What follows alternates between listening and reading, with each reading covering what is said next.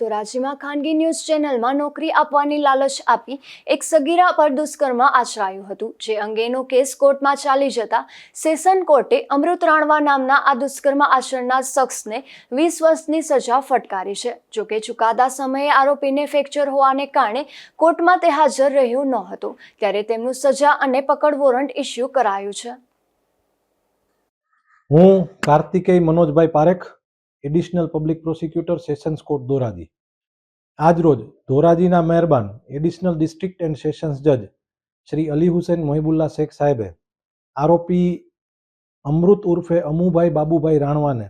દુષ્કર્મના કેસમાં તકસીરવાન ઠરાવી અને 20 વર્ષની આકરી સજા ફટકારેલી છે,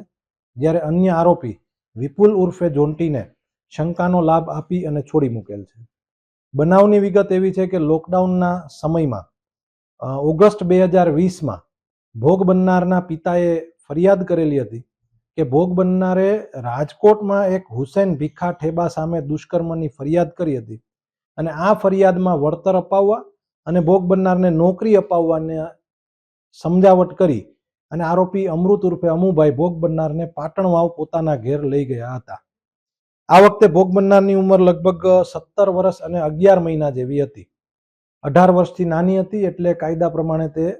સગીર વયની ગણાય અને ભોગ બનનારની જુબાની પ્રમાણે આ અમૃત ઉર્ફે અમુભાઈએ ત્યાં તેણીની સાથે વારંવાર દુષ્કર્મ આચરેલ અને આ દુષ્કર્મ આચરતા હતા ત્યાંથી વેરાવળ લઈ ગયેલા, વેરાવળ ચેતના ગેસ્ટ હાઉસમાં પણ તેણીને રાખેલ। આ સમયગાળા દરમિયાન વિપુલ ઉર્ફે જોન્ટી પણ પાટણમાં આવેલ અને તેણે પણ ભોગ બનનાર સાથે દુષ્કર્મ આચરેલ એવો પ્રોસિક્યુશનનો કેસ હતો, પરંતુ ભોગ બનનારે નામદાર અદાલત સમક્ષ જુબાનીમાં એવું જણાવેલ કે વિપુલ ઉર્ફે જોન્ટી અમારી પાસે આવેલા ત્યારે મળેલા નહીં, પણ એમણે અમૃત ઉર્ફે અમુભાઈને ભોગ બનનારનો કબજો તેણીના પિતાને પરત આપી દેવા માટે દબાણ અને રજૂઆતો કરેલી હતી, એટલે કે વિપુલ મદદ માટે આવેલો હતો, નહીં કે તેનું શારીરિક શોષણ કરવા। ધોરાજીના મહેરબાન એડિશનલ ડિસ્ટ્રિક્ટ એન્ડ સેશન્સ જજ અલી હુસૈન મોહિબુલ્લા શેખ સાહેબે